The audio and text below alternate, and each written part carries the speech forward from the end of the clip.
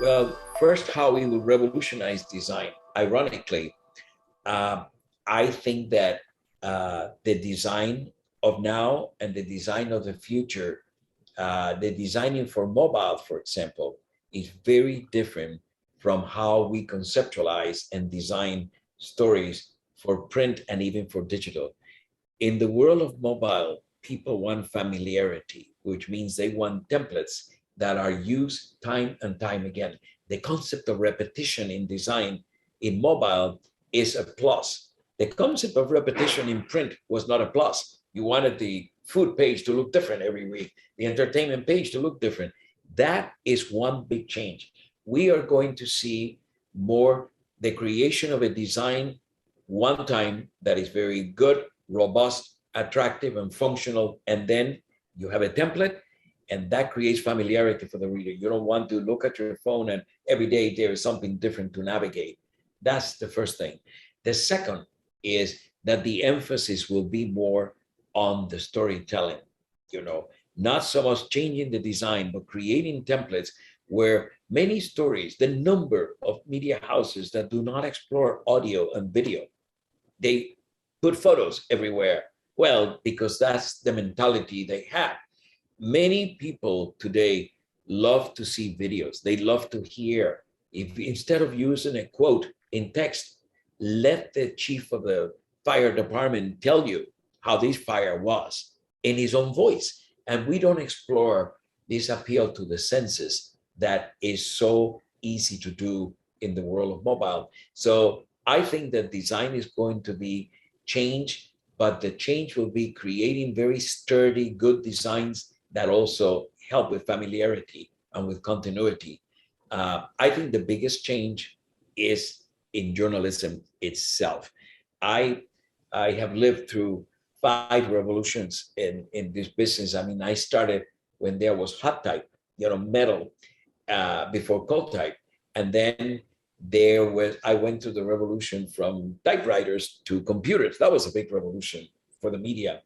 Then I went to the revolution of black and white to color. Then came the internet and now mobile. None of those other revolutions affected how you would write a story. That's why, journalists could still write a story whichever way they did. And now there will be a color photo next to it. In today's environment, this revolution that we are going through cuts into the heart of journalism. This is where the problem lies for many journalists, that they need to compose stories differently. And that is not easy for journalists to accept. And I see it in our own journalism school. You have to teach students the fundamentals, how to build a real story. That hasn't changed. But you immediately have to take them on the way we tell stories for mobile, which is the opposite of print. In print, you see images and then you read. In mobile, you read and you see. You read and you see. It's like a WhatsApp conversation. I write and then I show you immediately, and then I continue writing and you scroll through.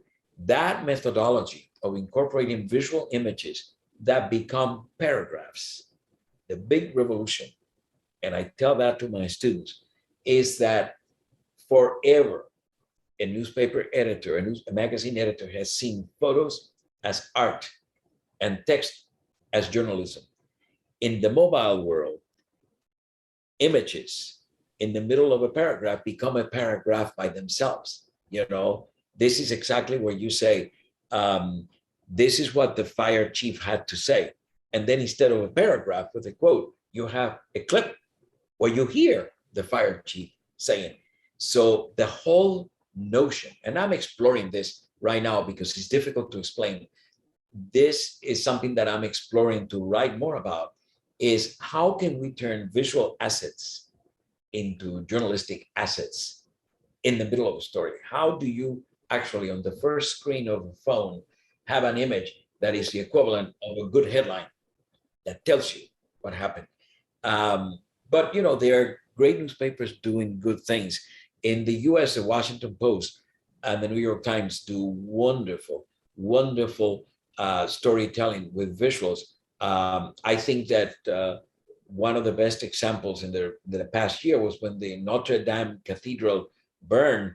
As a breaking news story, the Washington Post did this live with short clips of videos showing the people looking at this fire and this, iconic cathedral burning.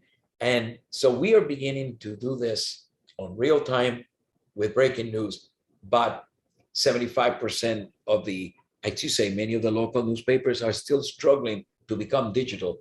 My advice to them, if you did not become digital, skip that and move to mobile. It's easy to do. All right.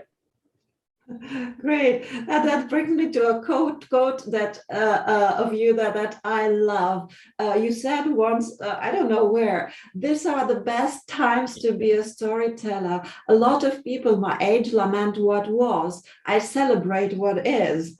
And I think that this is the tenor of you just told me. So the future is really there for storytellers to tell complex story with visual elements, with interactive elements, and so much more. I think that I maintain that these are the best times to be a storyteller. Can you imagine that you can actually, if you're writing a story these days and you have a phone in your hand, you are the videographer. You are the audio expert. You are the photographer. And so let's say that I'm covering the first day of kindergarten. In the old days, I would have a photographer by my side taking some pictures. In today's environment, I can see that what is happening around me. I can make videos of the children singing. I can see the short video of the teacher in front of the class. I can have audio. This is the way stories were meant to be. And I always do a correlation between children's books and mobile storytelling. Children's books always had elements that were surprising. A pop-up, things will pop up. You will have the narrative, and then suddenly you would say, Little Red Riding Hood came into the forest. Well, there she is. Suddenly there was a big wolf. There is a big wolf. That kind of storytelling that in my book I mentioned in 1926, Winnie the Pooh was already written like this. They were almost written like Instagram images in 1926. This is the way that storytelling has moved. You write and you show, you write and you show. And I always, in my workshops, I always tell the editors, if I were to confiscate your phone right now and look at your last WhatsApp conversation, it will be like this. You write and you show. So why are you writing stories that are very long and then the visuals are all in a photo gallery? Photo galleries are like 15 minutes ago. You don't do photo galleries. You incorporate the visuals with the story. So there's a lot of work to do.